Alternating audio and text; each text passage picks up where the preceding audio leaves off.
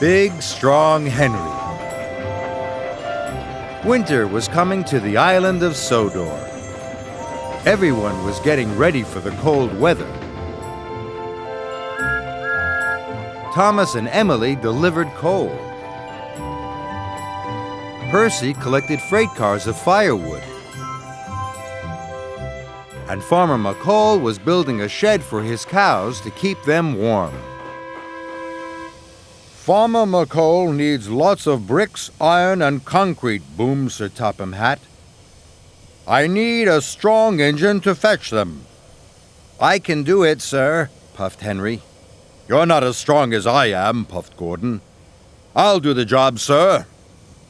Gordon and Henry were almost the same size, but Gordon always boasted he was the strongest. Sir Topham Hatt thought for a moment. "Gordon, you can do it. Henry, you can deliver the empty freight cars." "Empty freight cars?" wheezed Henry. "Never mind, Henry," tooted Thomas. "We know you're big and strong." "You could pull 10 cars of sand, couldn't you?" peeped Percy. "Yes, I could," chuffed Henry. "You could pull 20 cars of coal," wheezed Emily. "I suppose so," hooted Henry. "You could pull 50 freight cars," wheezed Thomas, "of iron and steel, because you're a big, strong Henry." "Big, strong Henry," huffed Gordon. "What nonsense!" "You'll see," tooted Thomas. "Pah!" Gordon wheezed grandly, and he set off to fetch the bricks, concrete, and iron for Farmer McColl. Henry had delivered his empty freight cars. "How can I show Gordon that I'm big and strong?" he steamed sadly. Then Henry saw Percy. "Look, Henry," puffed Percy. "If Gordon sees you pull 5 heavy cars, he'll see just how strong you are." Henry backed up. He pulled the cars out of the sidings. "Look how strong Henry is, Gordon," peeped Percy. "Put those freight cars back," Gordon wheezed. "Those are for Farmer McColl. I am collecting them later." "He's not as strong as you are, big, strong Henry," puffed Percy. Henry smiled.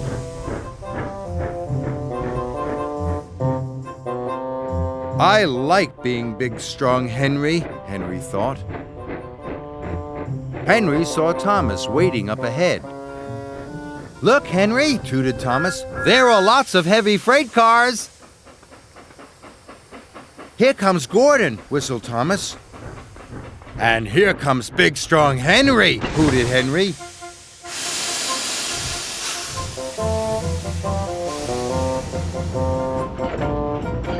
Then there was trouble. The freight cars were very heavy. Once Henry had started them rolling, they wouldn't stop. "Help!" cried Henry. Whoa!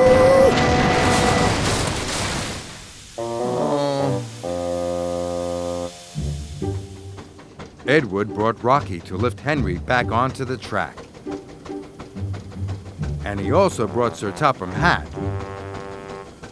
"Henry," boomed Sir Topham Hatt, "take those hay bales back to where you found them. 1 car at a time." "Yes, sir," wheezed Henry sadly. Henry had never felt so miserable.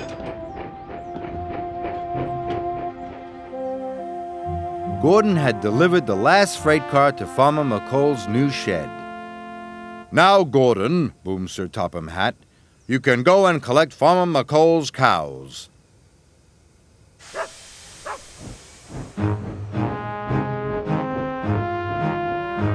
Farmer McColl's men had loaded the cows into Gordon's trucks.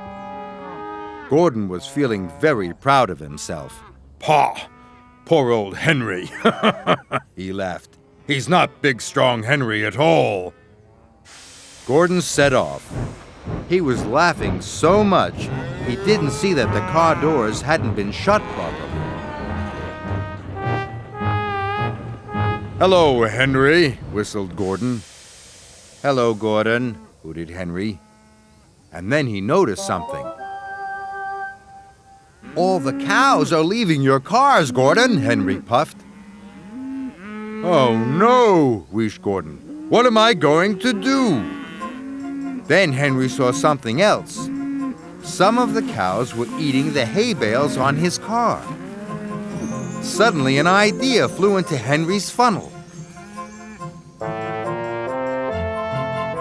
Henry chuffed slowly along. The hungry cows followed him. They wanted to eat the hay from his freight car. They followed Henry all the way to their new shed.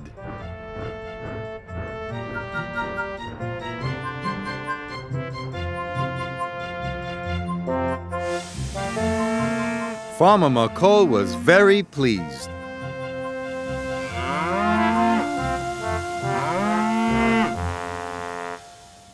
That night, Thomas and Percy spoke to Henry.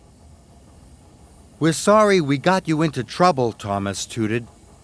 "I shouldn't have wanted to be big, strong Henry," hooted Henry. "Now you're even better," whistled Emily.